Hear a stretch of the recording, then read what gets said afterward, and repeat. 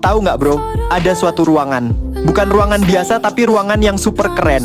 Nih, ruangan ini keren banget karena sebenarnya di dalamnya nggak ada suara yang bisa ngeganggu. Bener-bener sepi kayak ruang hampa suara gitu. Di ruang ini Microsoft punya alat canggih yang membantu menyerap suara yang bersifat anekoik. Alat ini bisa bikin produk Microsoft jadi yang terbaik di dunia. Ini sangat penting terutama dalam dunia teknik sains, di mana validitas pengukuran sangat krusial. Dalam ruang ini, Microsoft dapat mencari sinyal-sinyal yang sangat kecil yang mungkin memiliki dampak besar bagi pengguna akhir.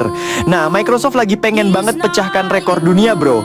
Guinness Record buat seberapa sunyi ruang dan Microsoft menembus rekor itu.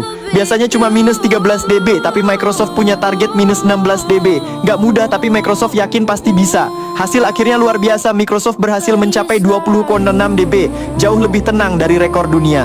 Microsoft udah punya tempat paling sunyi di dunia. Jika semut batuk pun masih kedengaran di ruangan itu. Keren banget kan bro?